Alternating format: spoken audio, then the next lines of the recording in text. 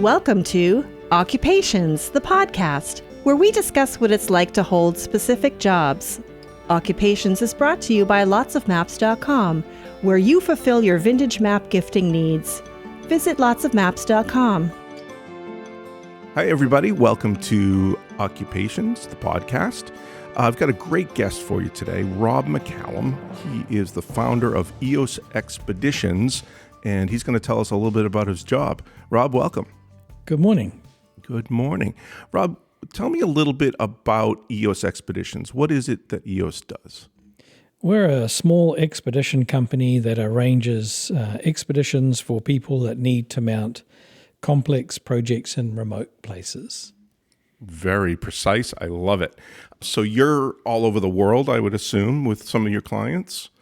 We do operate on every ocean and on every continent, but we tend to focus on the areas where things are challenging, because if they're challenging, they need our support and advice, and if it's easy, they can do it themselves. So you're not just a travel advisor, you're actually getting them to places that no one can get them to. That's right. We're not a travel agent. We're not Expedia. We're not selling tickets. We are arranging the entire expedition from soup to nuts. Wow, that's terrific. Well, let's get into a little bit of your background. Your accent tells me you're not from America. No, I'm not. I'm I'm a child of the Pacific. I'm from New Zealand, and with touches of Australia and Papua New Guinea. Excellent. And how long have you been here in the United States? I've been in the U.S. for nearly 20 years. Excellent. Is this a good base for you and your business, potentially? Is that kind of how you ended up here?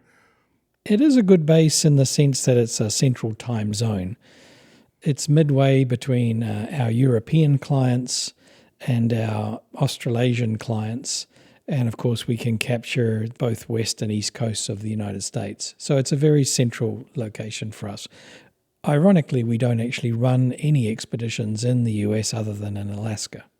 So if I told you I need to get to Logan Airport, and that's not an easy trip, by the way, you're not interested in that job? Well, not particularly, but I do go to Logan Airport almost every week. I've just come in there from 5 minutes ago, so I can tell you all about it. That's quite an expedition there, yeah, for sure. Well, let's go back to the beginning, Rob. Tell me a little bit about where you were born and where you were raised. I was actually born on an island just to the south of Australia, and was there until I was 4, and then we emigrated to Papua New Guinea, which at that time was a trust territory of Australia. We remained there until independence, and then migrated to New Zealand. I did all my secondary schooling in New Zealand, my first round of university studies there, and then had a 23-year career with the Department of Conservation, which is like the National Park Service in the US. Very good. What age were you where you started to get some interest in nature, I'm assuming, and where were you in your lifetime when you started to get an inkling of what interests you? You know, I've always been interested in the outdoors. I think that's a product of growing up in Papua New Guinea and then having a career, my first career in the National Park Service. I've always lived in very remote places, and I think that upbringing has shone through my entire career, making complex things happen in remote places. And there's been a number of stepping stones along the way because, of course, to get to remote places, you need to rely on helicopters or fixed-wing aircraft or ships, yachts, boats, submarines, whatever it is. So along the way, you start to amass this expertise in different forms of transportation. So did you, as a child, did you imagine yourself doing what you're doing today to some degree?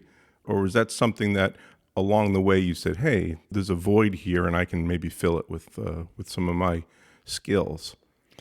I mean, I don't think I had that vision in a romantic sense. I mean, honestly, I didn't know what I was going to do until I was sitting in a math class one day and I looked at a brochure that was being circulated by our career advisor, and in it had a picture for the National Park Service.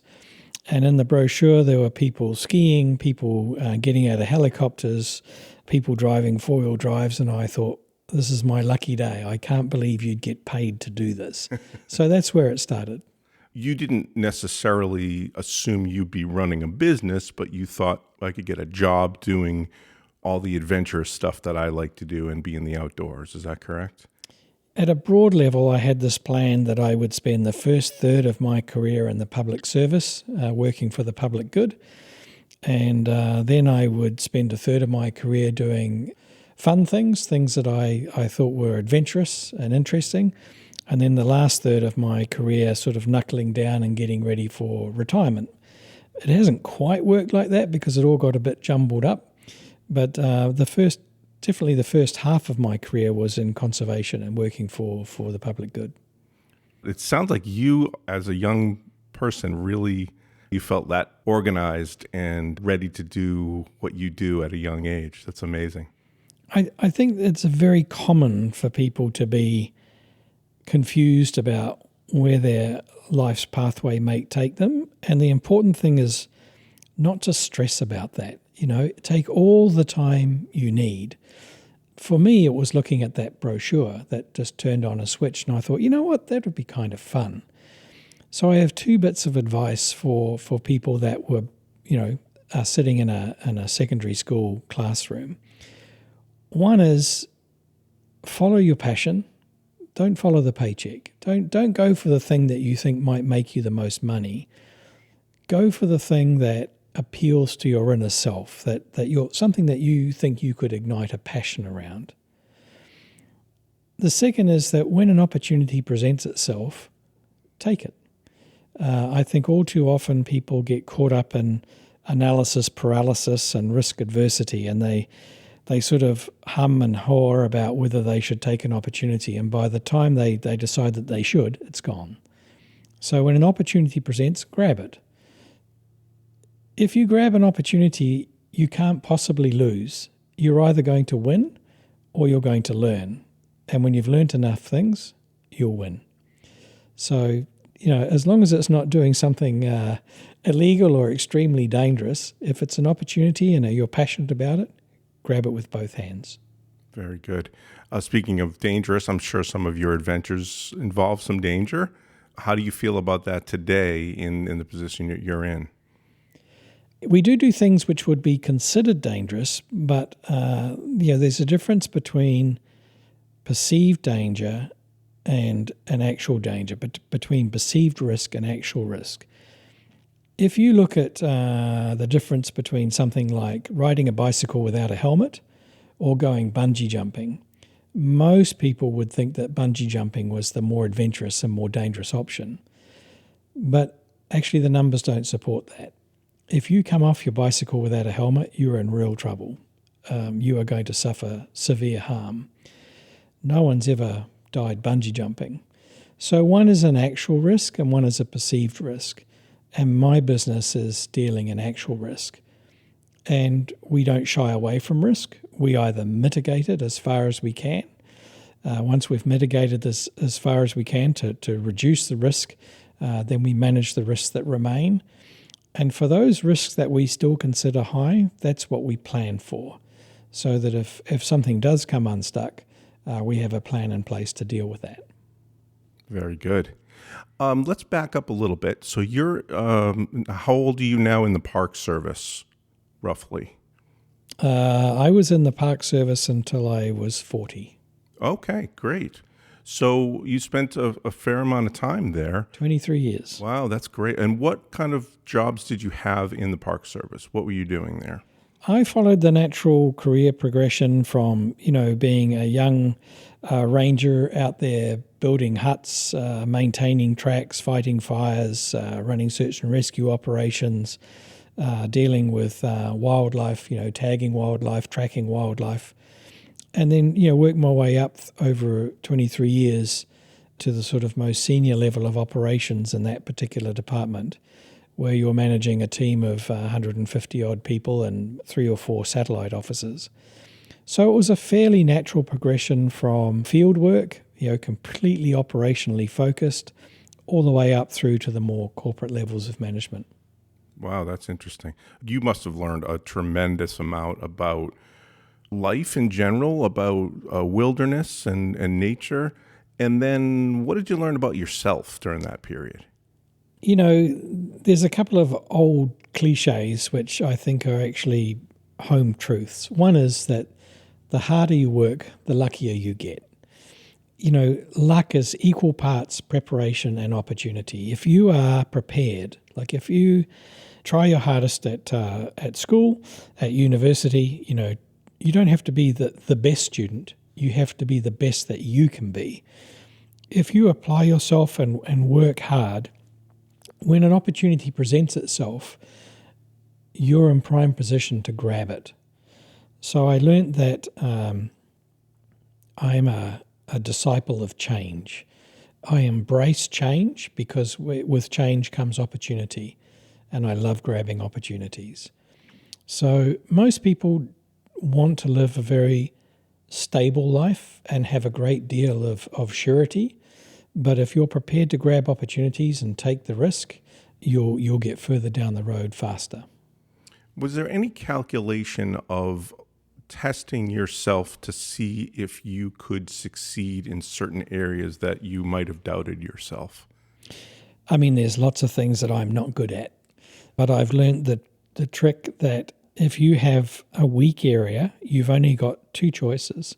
One is to upskill and to learn, improve yourself in that area, or to find someone that is an expert in that area and embrace them as part of your team. And I think that's really important to understand that you don't have to be everything all at once. It's good to have a general understanding of what's going on, but when you need a specific skill set, embrace people who have that and make them part of your team. That's great advice. All right, I'm going to ask you kind of a strange question here. Your job was partly physical, if not 100% physical. Well, I'm sure there was a lot of mental to it too, but certainly a lot of physical. Give me one example of something you accomplished that you thought, like, was there a mountain that you had to climb and you didn't think you were going to make it? And you know what, I'm just going to go for it. Was there any examples of that, of something that you felt like was a challenge before you and you said, I'm going to go and do it, and you did it and succeeded? There's lots of examples of where I met a personal goal, you know, something that gives you a sense of exhilaration. You know, I did that. And some of those things are artificial and created. You know, I used to be in a team that did our longest multi-sport event each year. And my part of that as a 3-person team was the kayaking, which was, you know, 90 kilometers, 60 miles or so. It's a long way. And the first time I did it, I was just absolutely elated. The second time I did it in a better time. And again, that elation goes on. In my own life, you know, the top 5 expeditions I've done, each one of them has been a long-held goal. And there's no less satisfaction just because I'm older. When you cross that finish line or attain that peak, it's just as precious now as it was when I was a teenager. Do you find yourself a competitive person? I'm self-competitive. So I was the world's most useless team sports person. I was on a soccer team. I was on a hockey team. You know, I did play team sports, but I was never really into it. My passions were always individual pursuits, out in a kayak, out hiking, you know, climbing, skiing, hunting, all the things that it's you basically competing against yourself. Very good. How's your golf game? I imagine that's a sport you're usually playing against yourself. I've only ever played golf once, and the greenkeeper asked me not to return. Oh, wow. Okay. Fair enough. Wherever I've been playing golf, it looks like the place has been savaged by gophers. So that's a challenge that you have denied yourself and said, no, I'm not going to take that one on. No, never ever say never. No, that's a game that I'll take up in later life when I'm toned down a bit. And the greenskeeper retires. And the green go back. Yeah. Let's move forward. So at what point did you decide, okay, I need to up my game and change from the Park Service to something else? Was there an opportunity that fell in your lap, or was this a calculated move that, you know what, I need something different in my life? It was a specific moment in time.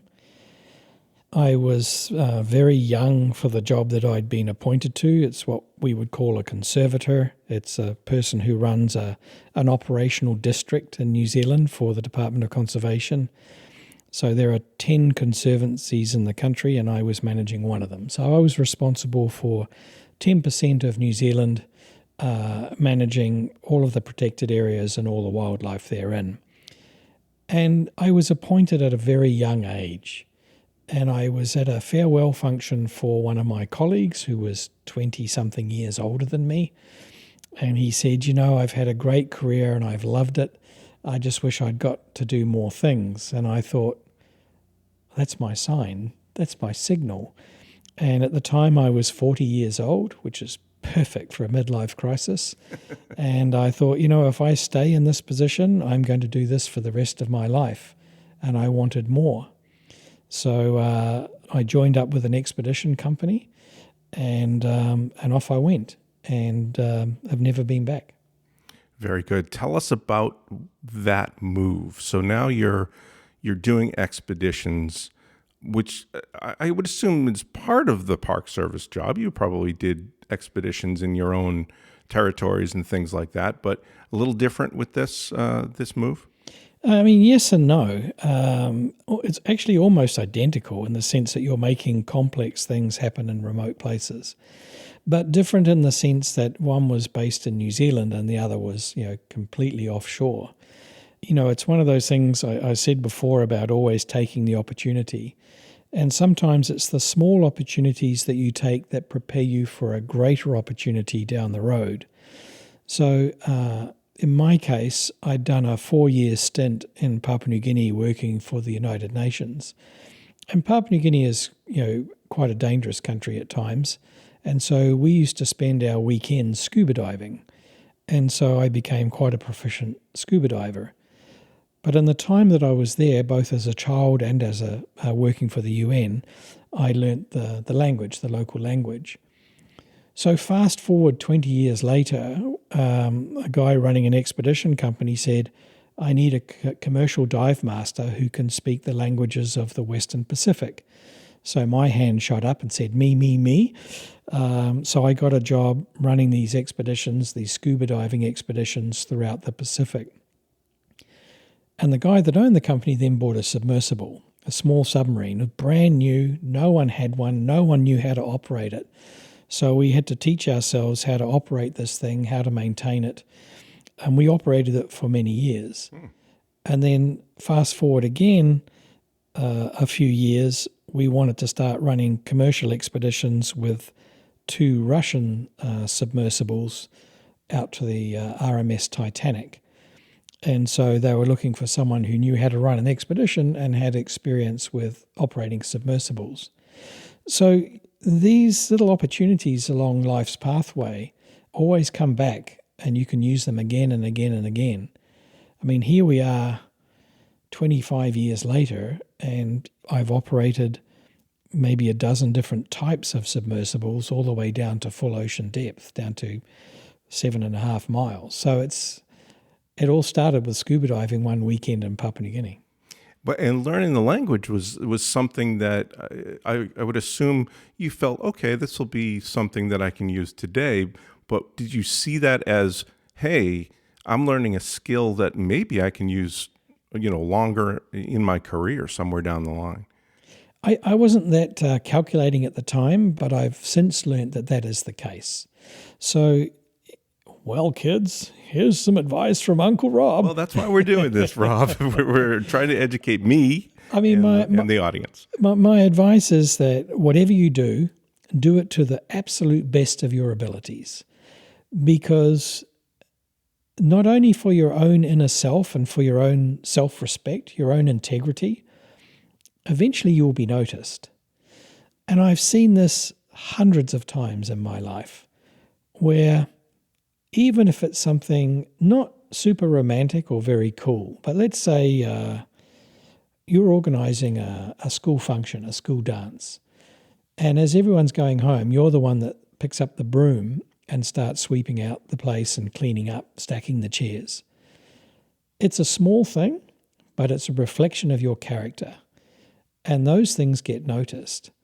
And so later on, when someone's discussing, like we have this project coming up, we need someone who can do this, they'll be looking for interns, for gophers, for sort of junior ranked people. And the people that they will immediately think of are the people they've seen who put the extra effort in, the people who have good character.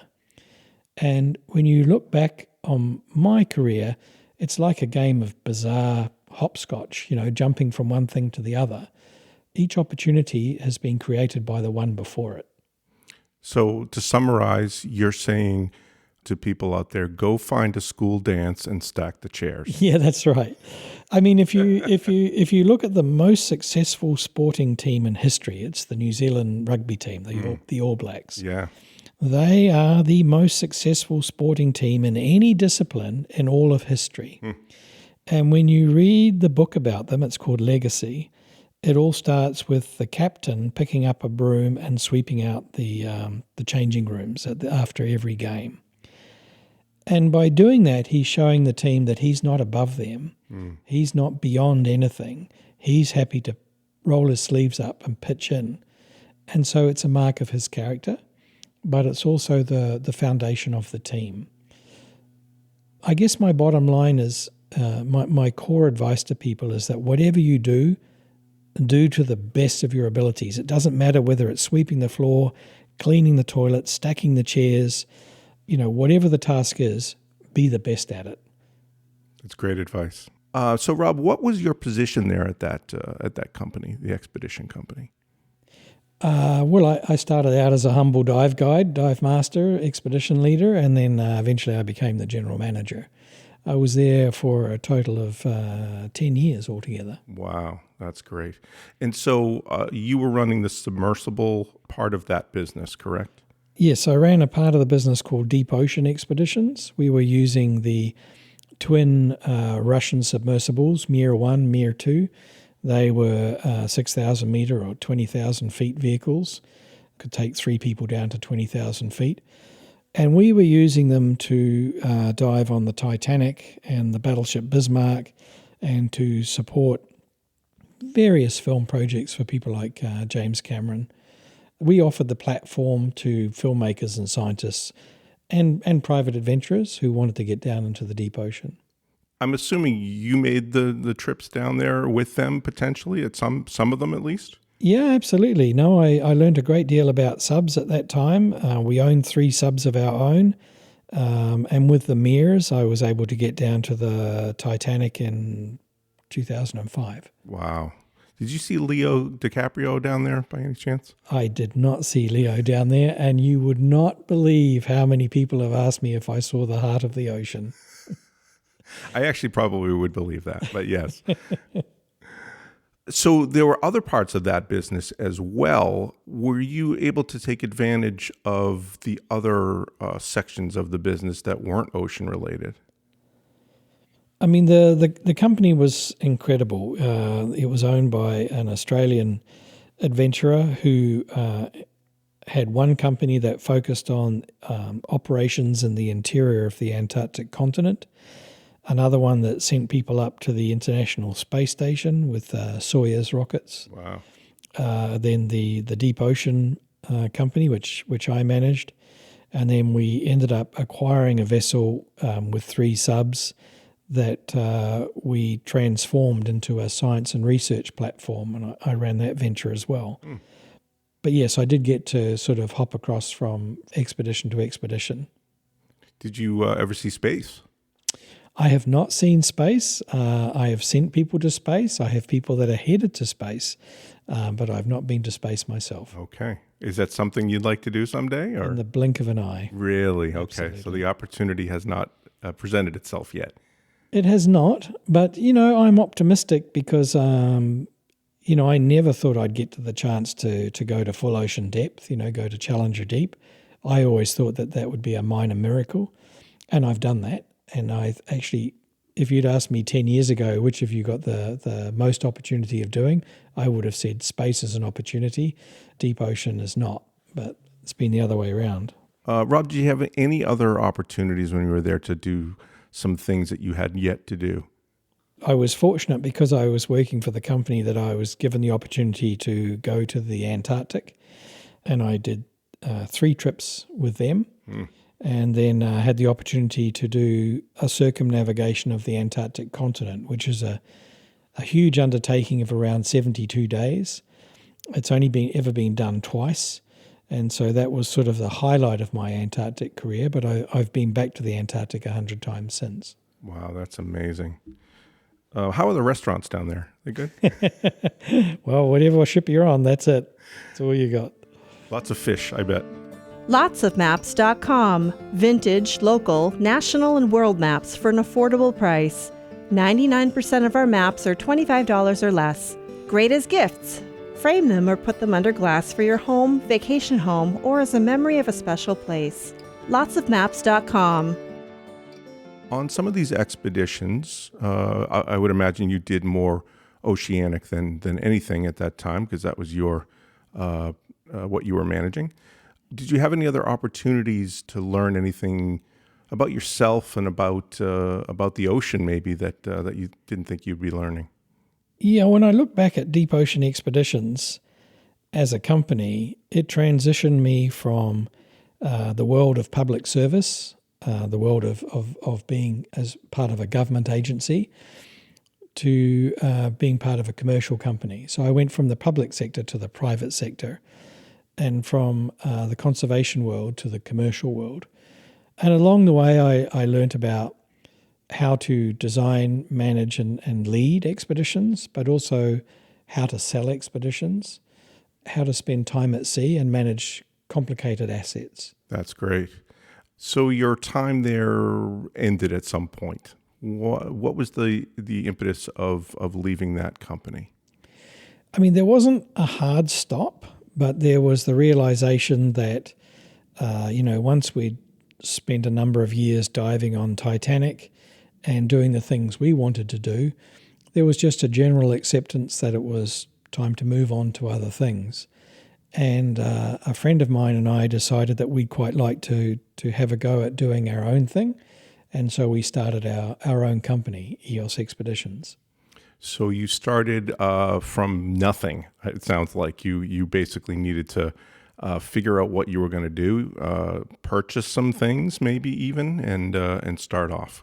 Yeah, we started with absolutely nothing. We started without even a marketplace, because the business started because we saw an opportunity. We were running commercial trips to the Antarctic for a big expedition tour operator, and we noticed a private yacht heading down to the Antarctic. They didn't have a guide. They had a photographer who'd been to the Antarctic once before. Ooh. And we thought, they're not going to get the full experience because they don't know where to go, but also they're not doing it safely and efficiently because they don't have the expertise on board. And so that's where the idea came from. How can we fill that gap? And so there wasn't a market, there wasn't a product. We had to design literally from a blank page. Boy, talk about challenging yourself. That sounds like an amazing challenge to try to do something that has yet to be really done.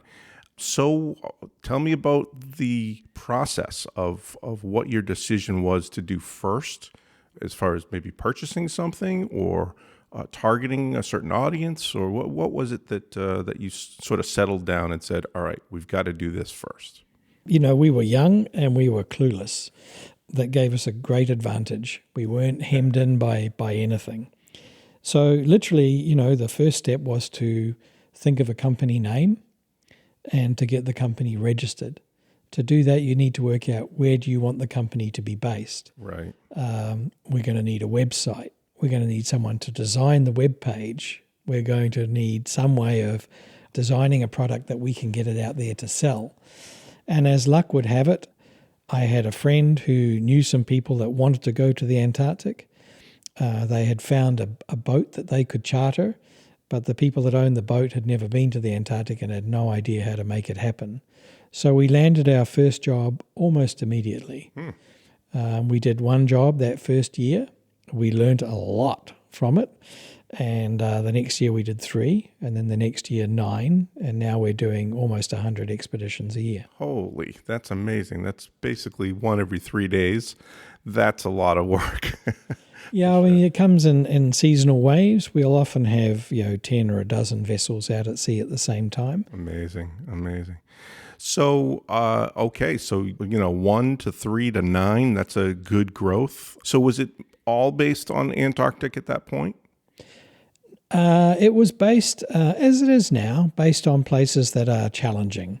So our whole shtick is that when someone has a yacht, a private vessel that they want to take somewhere tricky, that often fills the captain with a sense of dread because they are already very busy.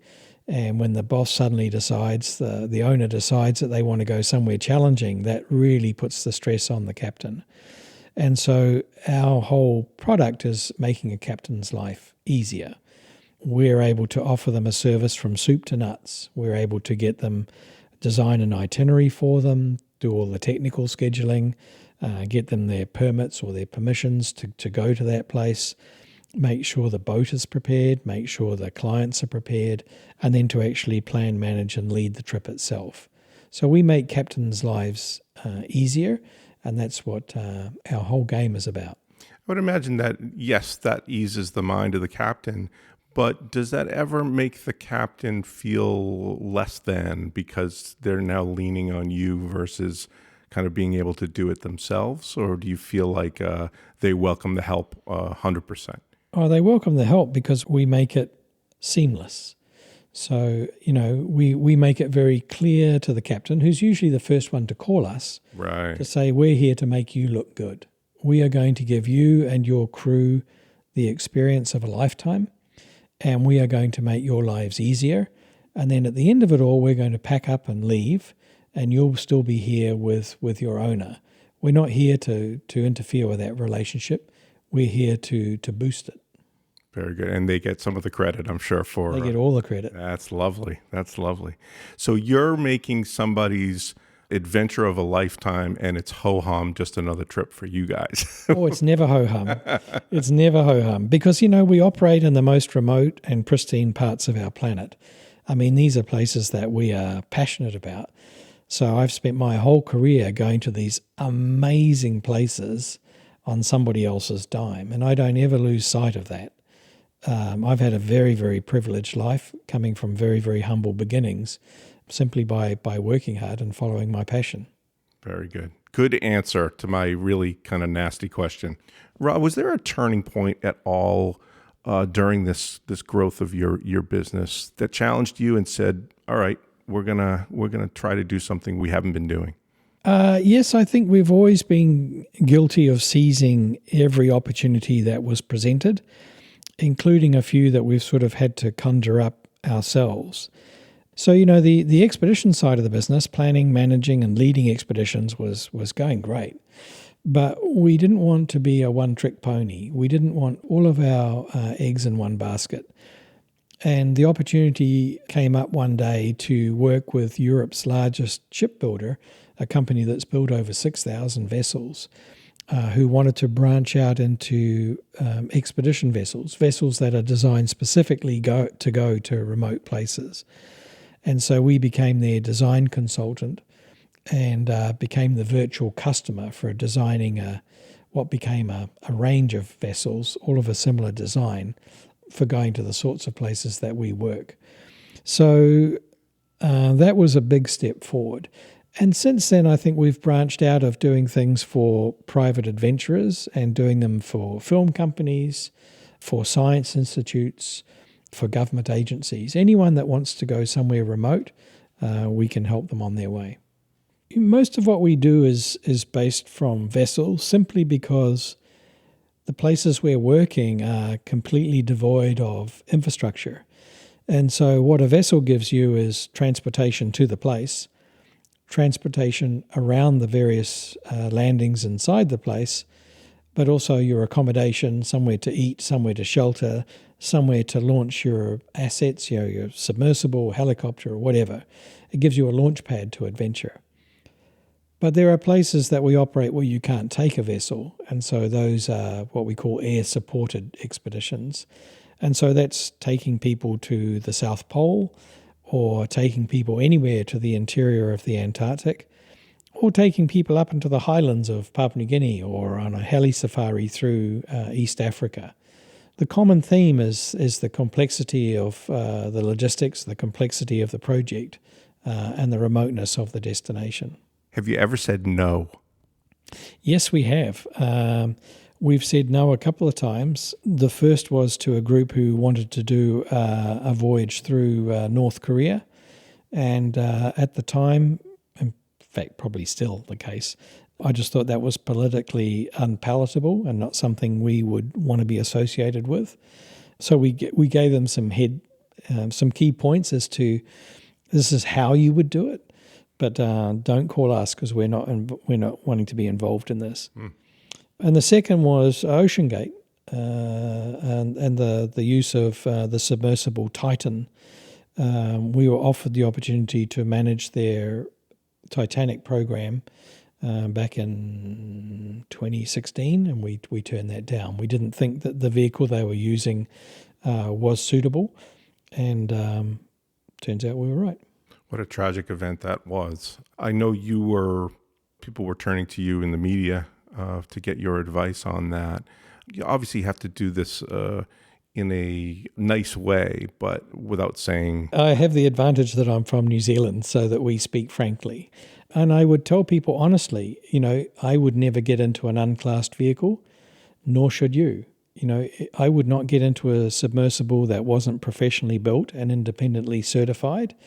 And I wouldn't let any of my friends do that. So if that's my stance, given that I know a little bit about the business, maybe you should reconsider going in that vehicle. And I would say perhaps 36 people, after listening to me, browbeat them not to go in that vehicle. I did know 2 people in the sub. One was a shipmate for over 20 years. Oh, wow. And he just decided that he was prepared to accept the risk. And the other one was a client who'd come to dive out in the Marianas Trench with us, and he decided that he knew it was risky, but he really, really wanted to see Titanic. So I don't think either of them really understood the magnitude of the risk, but they knew that there was a risk there, and that was one they were prepared to take. Sorry for your loss. That's hard. How hard was it for you to walk away from running the Titan? Was that an easy decision or a hard one? Oh, it was an easy decision for me, but, I'm one of 3 partners, and I have to stop and give credit to my partners. I went to them and said, we've been offered this opportunity to set up this new business running tourist-based trips to the Titanic. It's a 5-person submersible. We've been asked to manage the entire thing, to set up the advertising, to market the product, and to plan, manage, and lead the expeditions. And I said, we need to turn this down because at its core, it's using a vehicle which is, in my view, not being professionally built, and it has not been independently certified. And the owner of it is telling people that his design is so advanced it doesn't need certification, but he's the only one that's saying that. And I said, it just doesn't smell right. And they said, okay, well, if it doesn't sit well with you, we're not doing it. And, looking back now, that was a key turning point. If we'd had that opportunity commercially, we would have done very well, but it wasn't the right fit, and it was never going to fly. So the idea itself was good. You just felt that the steps that were taken to really just mostly about the vehicle itself were the wrong steps for you. Yeah, you're just... well, here's another tip for the young players. I think that when you know something is wrong, that's your inner voice speaking out to you. You should listen to it. because that's, at the end of the day, the people that listen to that voice have integrity. You know when something is wrong. When you see people that are so eager to survive in business that they're prepared to break a law, take a shortcut, cheat on their taxes, do a bit of insider trading, whatever the white collar crime is, there's no obvious victim. So it's like, I'll just take a little shortcut here. But your inner voice will be telling you this is the wrong thing to do. And you should listen to it because it's telling you for a reason. And so in our case, although it was super tempting, we weren't convinced that the risk had been mitigated at all, really. So obviously this was not a small warning sign. This was a big, huge warning sign to you saying, no way, we can't take that risk with this vehicle. Yeah. I mean, if you've got someone who's constructed a vehicle and they are not prepared to entertain advice from outside players or to submit to an independent analysis, that's a key warning sign. In this case, OceanGate made it easy by their chief pilot had raised a lot of safety concerns in a 23-item report, and they basically ignored it completely and then took him to court to keep him silent. So that's a telling warning sign that all is not right. Yeah. That would be, to me, I would look at that and say that would be obvious to most, if not everybody, but obviously not all. All right, well, that takes us to today. Tell me a little bit about the company today and what's the meat of your business? Has it changed at all, or is it still basically oceanic-based adventures? I mean, at its core, it is still its original self. We make complex projects happen in very remote places. We do use vessels, maritime vessels, as our primary platform, simply because where we're going, there's no infrastructure. We have to take the infrastructure with us. But we have diversified in that we're no longer just running trips for wealthy individuals. We're running them for film companies, government agencies, science entities. And we are operating on every ocean and on every continent. But the core philosophy of the company is still the same.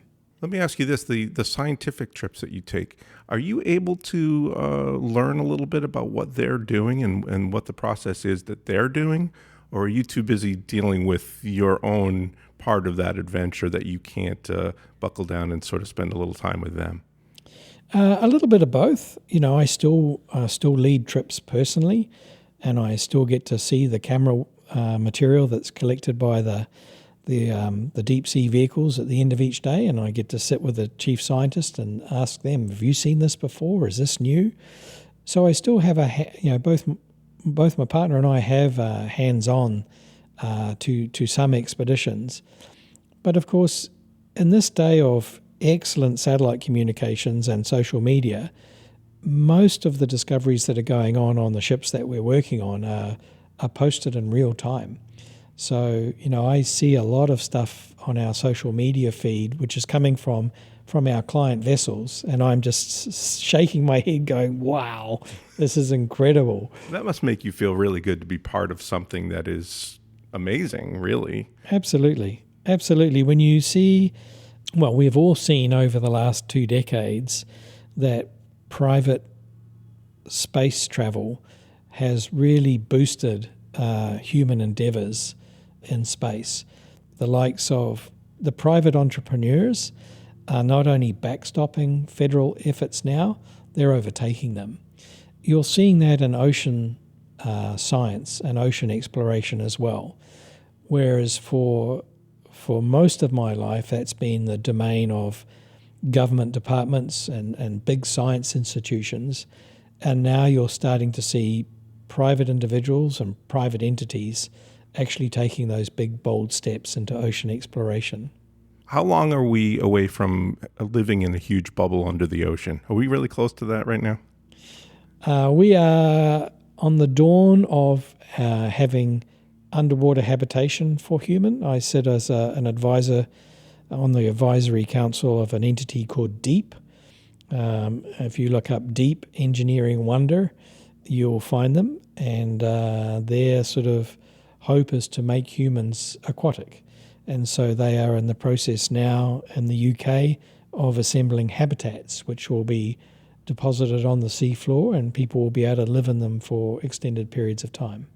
So I expected you to laugh at that question, but you had a real answer, which is amazing to me because that was strictly just out of humor. But thank you for showing me that my humor was not funny at all, but real.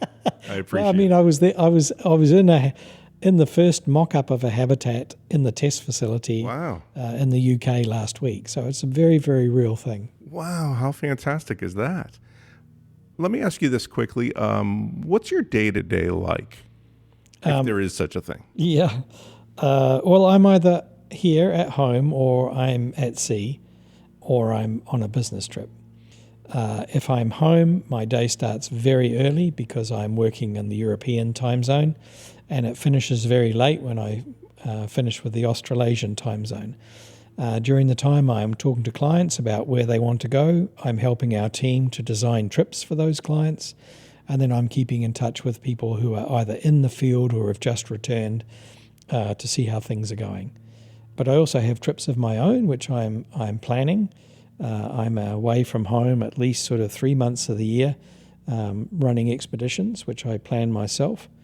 And then I'm at sea leading the trips, working with clients to make sure they're getting what they want out of these places.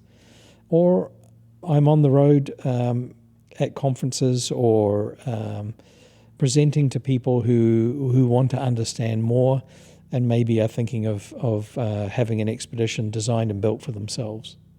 All right, I just quickly, can you just run down a small list of some of the things that even you were impressed that you were able to do over your entire life? Because it sounds like even as a younger adult, you certainly did some great things as well.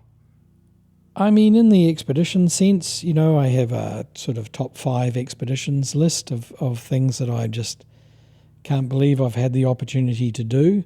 To go and stand at the South Pole, to sail right around the entire Antarctic continent, to sail through the Northwest Passage and see polar bears, up close and personal, to dive to 7 miles down in the Marianas Trench. I mean, these are all, great fun things to have done.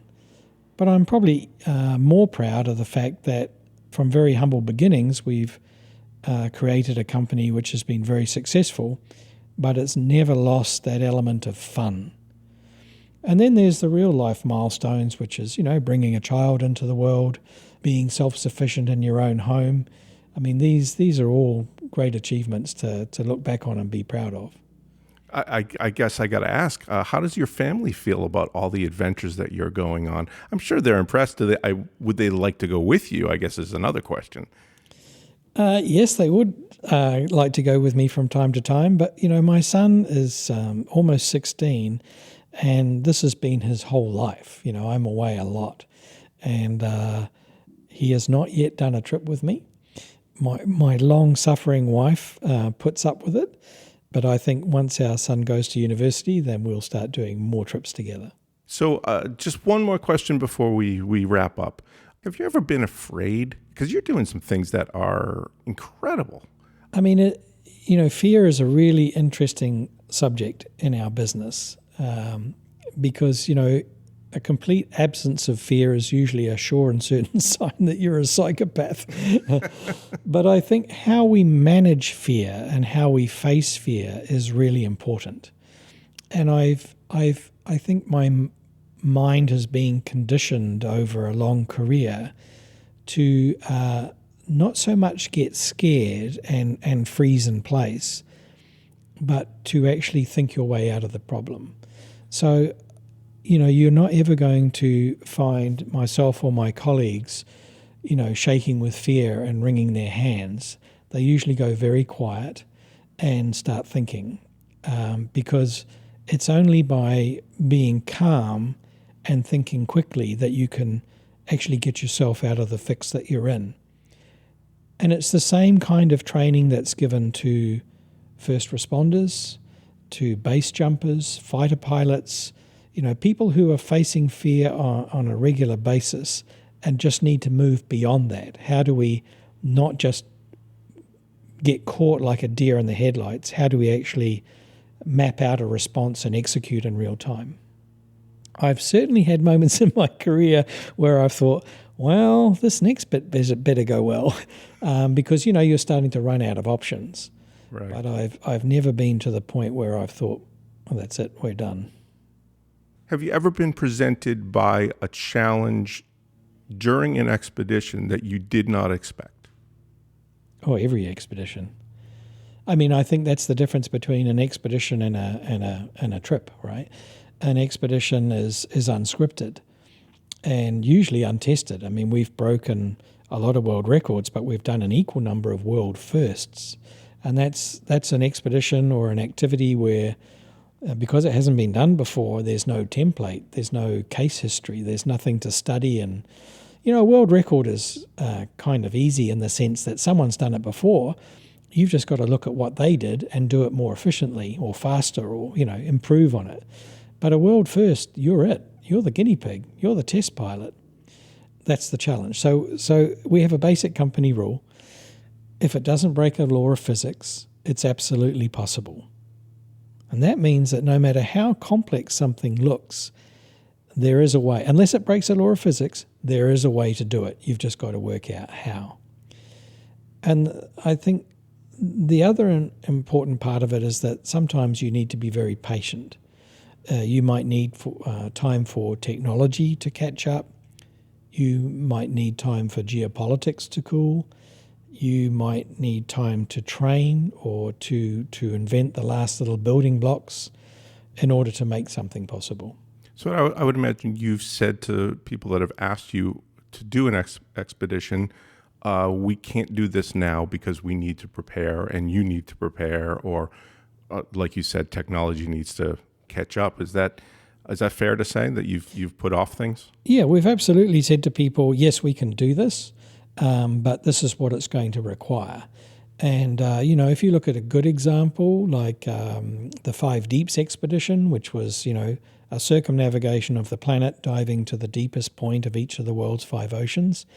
I mean, that was a ship that had never been used for that purpose. That was a prototype submarine, a prototype sonar system, prototype autonomous vehicles, 6 groups of people that had never worked together before, setting out on something which hadn't ever been tried before. So, we said to the client right at the beginning, yes, we can make this happen, but it's going to take a long period of time to get through all of the different trials and testing in order to make it a real thing. And that's what it took. It just took time. How long typically does it take from someone approaching you about an expedition until you actually can do that? I know that varies, but I can't just walk up on your door, knock on your door and say, hey, I need to go to Antarctica tomorrow. Actually, you can, although okay, it's the wrong time of the year. It's cold and dark. It really depends on the destination and the scope of the expedition. If you want to go to the Arctic tomorrow, we can literally go tomorrow. But we have a client at the moment who wants to do a lunar landing. That's a 6-year lead-in. So it really just depends on where they want to go and what they want to do there. So we have clients that are planning to build a new submersible to go to full ocean depth. That's a 4-year lead-in. If you want to go and stand on the moon, that's a 6-year lead-in. If you want to go to see a polar bear, tomorrow's good. So it sounds like you have a menu. Well, our clients do. People come through the door with all sorts of ideas. And because the phone book is pretty skinny at our part, they naturally tend to come to us. And we never judge a client. I mean, sometimes they come not so much with, I want to go and spend 2 weeks in the Antarctic. They'll say, I want to be the first person to kayak the Northwest Passage, or I want to be the first person to do the 3 southern poles, the pole of inaccessibility, the magnetic pole, and the geographic pole in one trip. So whatever it is that they want to do, they come to us with a notion, and then we go to work on working out how we're going to do it. So you don't have like a number 6. I'll take the number 6 special. No, we don't. We do have places that are popular, like lots of people do want to get to the Antarctic, and lots of people do want to see a polar bear in the Arctic. But no, it's whatever the client desires. Rob McCallum, thank you so much for spending some time with us and educating me for sure, and hopefully our audience as well. Thank you. My pleasure. Good luck out there. Thank you. And join us again for another edition of Occupations, coming soon. Occupations has been brought to you by lotsofmaps.com. Please follow Occupations the podcast on Facebook and Instagram to find information about our next episode or to see what past episodes are available.